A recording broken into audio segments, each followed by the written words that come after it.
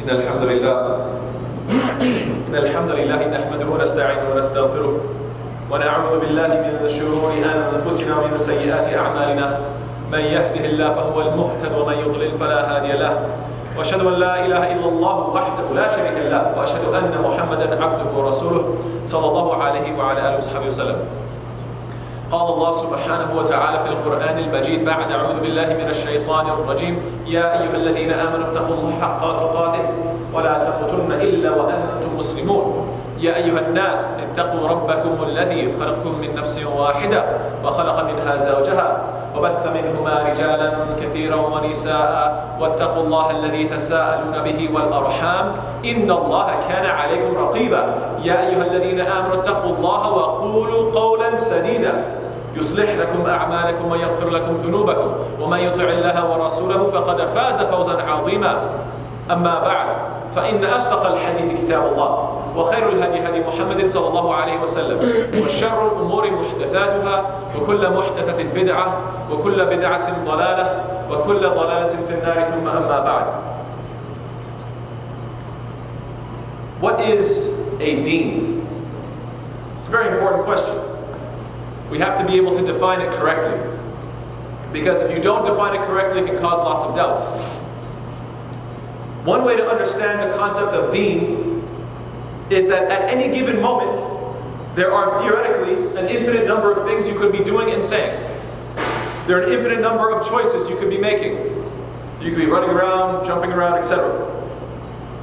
So, whatever you choose has been guided by certain principles, certain values, and certain guidelines, certain ideals. Whatever choice of actions you take usually is guided by these overall themes and ideals that you have and principles and values you have in your life. And when you summarize all of them, that is considered your deen. And whatever is at the pinnacle of all of those different principles and ideals would be considered your ilah. So let me give an example. You all could be running around screaming and throwing your arms everywhere and so on and so forth. But instead, everybody is sitting quietly and listening. Why is that the case? Why are we listening to the Jummah khutbah? Well, out of respect for the Jummah, out of respect for the masjid, out of respect for other people. It could be due to the value that you have for knowledge that inshallah I hope to convey. It could be the desire to complete the prayer. So all of those principles, all those ideals, those would be considered your deen. And when you look and trace each and every single one of them back to their root and say, well, who is the author of values or respect? What gives you this value for knowledge? Who says knowledge is important? Who says respecting others or respecting the message is important? Why is it important for you to complete the prayer? You would say ultimately it goes back to Allah. And then that would mean that if throughout your day, all of your actions, when you trace back the root cause and what is guiding your principles, if it always comes back to Allah, then the statement La ilaha illallah has been fulfilled. Because ultimately your ilah, the cause of your actions, is Allah subhanahu wa ta'ala. You might say that's very easy in the masjid. Fine. You leave the masjid and you get in the car. The first thing you do is start driving. Inshallah ta'ala, I hope you drive according to the laws of the land. You don't start driving into different trees and buildings and cars. Hopefully you drive properly and according to the speed limit, inshallah ta'ala. Why? Why do you avoid destroying your own car? Because waste is evil. Why do you avoid harming other people? Because harming others is evil. What is the guiding principle behind that? Who says waste is wrong? Who says other people have rights? Well, ultimately it goes back to Allah. There you go. So even in your driving your car, you are implementing La ilaha illallah. Why? Because ultimately, the guiding principles by which you are living your life trace back to Allah subhanahu wa ta'ala. Now the confusion, and the reason why this is so important to clarify, is because the confusion arises, especially amongst our youth, when we translate the word deen as religion. We say, oh, your deen is your religion. That's not really true. Why is that not the case?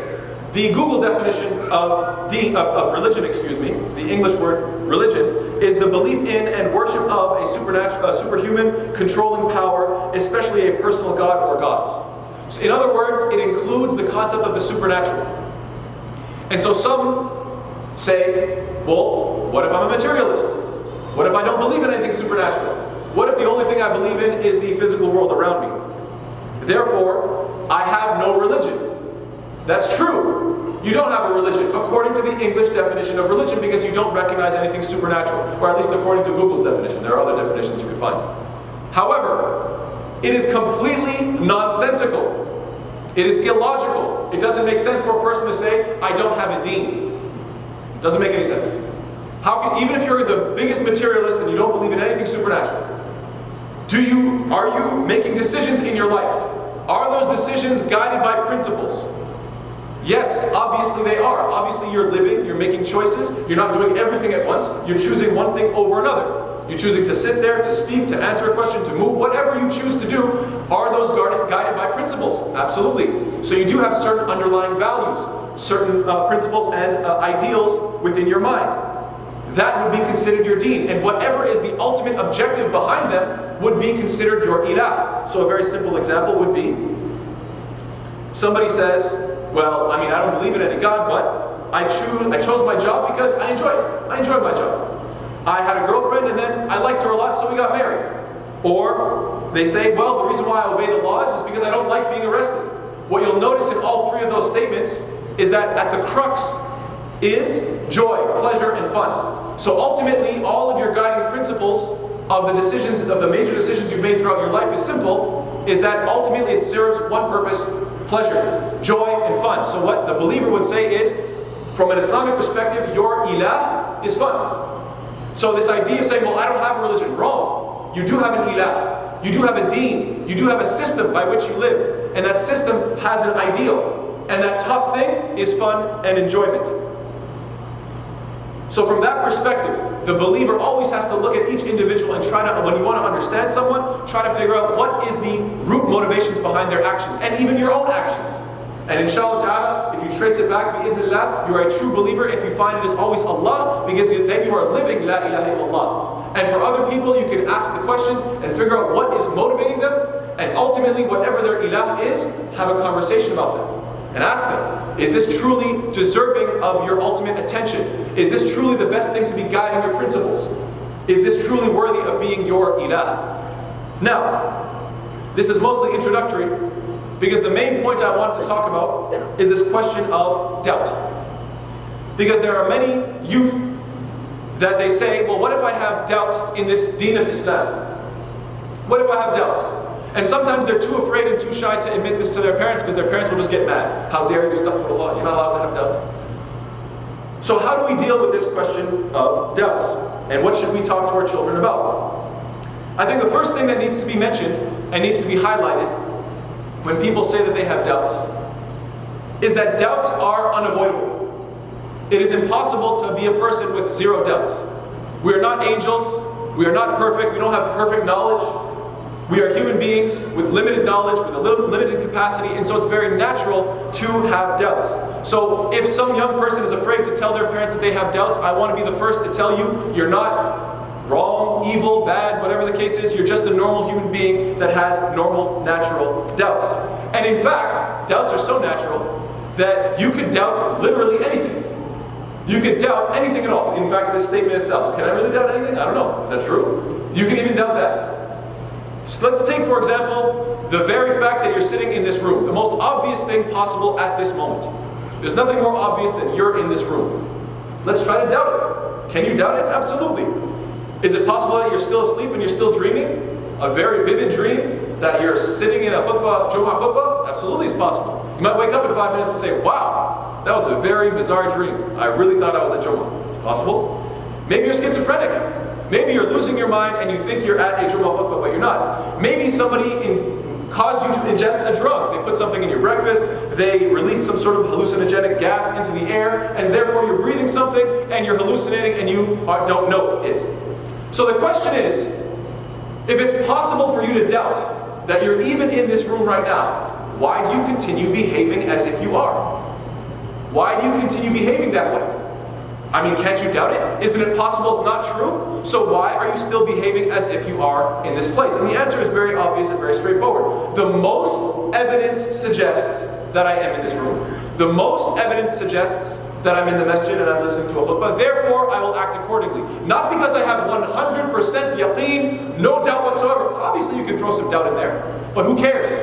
I don't care if it's at 100 or 99 or 98. The fact of the matter is, it's the most likely position. The idea that I'm dreaming or that I'm on some sort of drug or that I'm schizophrenic is less likely than the alternative, and therefore I will go according with the most evidence. This is your guiding principle, inshallah ta'ala. So is it possible that a young person says, I have doubts that there are God, and the parent says, how dare you, astaghfirullah? No, you shouldn't say that. That's not the right response. The response is, yes, it's natural to have doubts. Fine, that's fine. But let's take a look at what has the most evidence. And the more you analyze it, you'll find, inshallah ta'ala, I can't go into complete detail right now because it's just a brief khutbah. But the most evidence suggests that absolutely there is indeed a God. And I would say, in fact, that I don't have enough faith to be an atheist, because the concept that everything happened randomly and here we are, to me that requires way too much faith. To me that requires way too much hope in just random chance. I don't have enough faith, therefore, to be an atheist. So, is it possible that I have doubts in God? Fine, sure. But at the end of the day, it is the most likely scenario, and therefore I go with it. Is it possible that you can have doubts in Islam? Yes, it's possible. But at the end of the day, you must choose a way of life. As I said earlier in the khutbah, everybody has a deen. Everybody has a way of life. So you must choose one. I know many young people might say, what if I don't choose any? And that's exactly why I started with the first entire premise, explaining everybody has a deen. You can't say, I don't have one. You must have one. You have a way of life. There is no getting out of this question. You have to choose a path. And that path is going to have principles.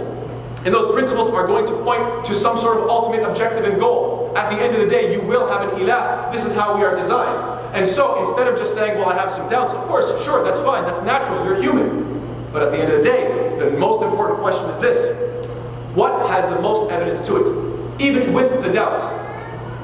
Even if you say, I'm only 60% sure of Islam, but then you look at atheism and you're like, only 20% there. And Christianity, you say, oh, maybe only 15% there. It doesn't really matter if you're 60% or even lower than that. At the end of the day, you always go with what? Which is that which is the highest. And inshallah ta'ala, the more you study your Islam, and inshallah ta'ala, the more you practice your Islam, inshallah, that certainty will rise continuously and continuously, so on and so forth. So doubts are not a problem.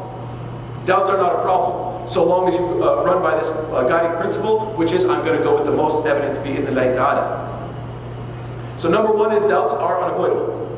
Number two, who was the first person to doubt this deen of Islam? The Prophet ﷺ himself, subhanallah.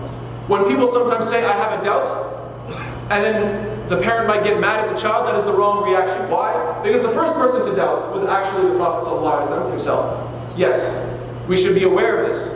And we should embrace doubts, because doubts actually push us to learn more. And what am I referring to? We know that the Prophet ﷺ, after receiving the words of Iqra, read, and the first 5 ayat of Surah Alaq, what happened? The Prophet ﷺ returned back to his wife Khadija, Zammiluni, Dathiruni, Zammiluni. He was saying, wrap me up, cover me up. So she covered him up. And then he said, he started to explain exactly what happened to him, the event that took place. He described Jibreel alayhi salam and the words he received. And then what did he say? لَقَدْ خَشِيتُ عَلَى نَفْسِي. I fear for myself. I don't know what's happening to me. Maybe there's something wrong with me.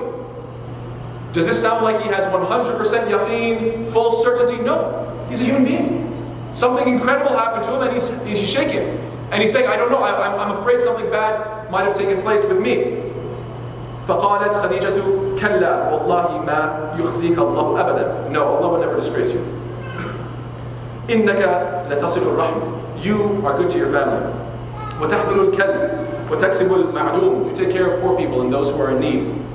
وتقري الضيف. And you take care of and you honor the guest, and you take care of the guest. وتعين على نوائب الحق. You take care of anybody who's in need. Anybody who is deserving of help, you always help them out. And so therefore, this is in Bukhari. This is actually the third hadith in Bukhari, right at the beginning of talking about revelation. This is the hadith which describes how the Prophet ﷺ first received revelation and how Khadija was the one to calm him down and say, no, Allah is not going to disgrace you. The point that I'm getting at is what? That he was the first to have doubts. And doubts are not a problem. Furthermore, you might say, okay, that was at the beginning. But later on, when Islam becomes clear in your mind and in your heart, you should not have any doubts. Still, you're incorrect. We know, again, in Sahih Muslim, a new, also authentic hadith, that once جاء ناس من أصحاب النبي صلى الله عليه وسلم فسألوه إنا نجد في أنفسنا ما تعاظم أحدنا أن يتكلم به. They said, a group of people came to the Prophet ﷺ and they said, Ya Rasulullah, sometimes there's things that come into our minds that it's huge. Like, we know it's a big deal, it's a problem, and we're shy to talk about it. What are they talking about? Maybe they're talking about evil suggestions. Waswas al-shaytan, to do evil things, to say evil things. Or maybe they're talking about doubts. It's very possible. They left it very open-ended and general. And so within this hadith is the possibility that they're saying, we have these doubts. You know, we're afraid, we're shy to talk about it, but sometimes we doubt. Does Allah exist? Is there really an afterlife? And so on and so forth. Are you truly a messenger? And they were like, I don't know what to do with these doubts. I don't know what to do with these thoughts. What is the Prophet ﷺ's response? Did he get upset with them? Did he yell at them? Did he reprimand them? Did he tell them you're not righteous enough? Actually, the Prophet ﷺ said, وَقَدْ وَجَدْتُمُوهُ. Do you really see that? Do you really get these doubts and thoughts and ideas coming to your mind that you know are bad and evil? قَالُوا نَعَمْ. They say, absolutely, yes. ذَاكَ صَرِيحُ الْإِيمَانِ. Then that is the manifestation of Iman. That is the true manifestation of Iman. In other words, true Iman is manifest when what? When you're constantly in that struggle. Because the shaitan is going to come to you. Because life is a test. Because we as human beings are constantly going to deal with this struggle in life. That the more you try to be a good person, the more evil suggestions will come to you. The question is not, are you a good person? Do you get zero waswas? No, that's never going to be the case. The question is, yes, you're going to get the waswas. How are you going to react to them? Are you going to obey them? Are you going to obey evil suggestions? Or are you going to resist? Are you going to just sit and dwell on doubts? Or are you going to research them and get to the bottom of them and quell those doubts, inshallah, and allow them to fuel you to become an even stronger believer, bi-idhnillahi ta'ala. That is the ultimate objective. And inshallah, I'll continue in the second khutbah. Wa sallallahu ala sayyidina Muhammad wa ala alihi wa sahbihi wa sallam kathira.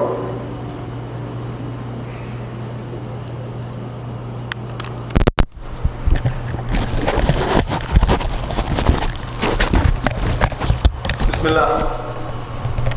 Bismillah, alhamdulillah, wa salatu wa salam ala rasulillah wa ala alihi wa sahbihi wa ala amma ba'd. There are different levels of certainty in the Arabic language. Waham. Waham is when you're very uncertain, like 30%, like you're not confident at all in something. Waham. Then when you have shak, that means it's like a 50-50. Like I have a little bit of maybe it's true, maybe it's not. Dhann is more like 70 and above. Like you have good reason to believe something, and maybe it's getting even closer to 100, but still there's some doubt. That's having dhann. And dhann can go all the way up to 99. But only when you hit 100, that's called yaqeen, certainty, 100% certainty. What's fascinating is that Allah subhanahu wa ta'ala quotes those who enter into Jannah. When they receive their book in the right hand, letting them know that they did a good job. What do they say? فَأَمَّا مَنْ أُوتِيَ كِتَابَهُ بِيَمِينِهِ فَيَقُولُ هَا أُمُقْرَأُ كِتَابِيَهْ. When they are given the book in the right hand, they say, ha, hey, look at this, look at this, read my book, read my book. They go around bragging. They're so happy. أُمُقْرَأُ كِتَابِيَهْ, go ahead, read my book. And then they say, إِنِّي ظَنَنْتُ أَنِّي مُلَاقٍ حِسَابِيَ. I knew it, I was so sure, I was so confident that I would meet my reckoning, that I would meet this day of accounting. I knew it was coming. That's the attitude they're going to have. Now look at the word that they use. Did they say, أَتَيَقَّنْ? I was certain, I had yaqeen 100%. They said, إِنِّي ظَنَنْتُ. ظَنَنْتُ. That means it's just one daraja, it's 1 degree underneath yaqeen. Now, Ibn Abbas and some other scholars, they say when dhann is used for the believers, it means yaqeen. But still at the end of the day, the word dhann was used. And so I think it's fair, just based on the language itself, to say that this is indicating that they're saying, what? Look, yes, I had some doubts. But at the end of the day, I was so confident, maybe not 100%, but I was really confident that there was going to be a day of accounting, and so I tried to be a good person. And they're like, look, read my book, see all the good deeds I did, and now's the day I get to celebrate.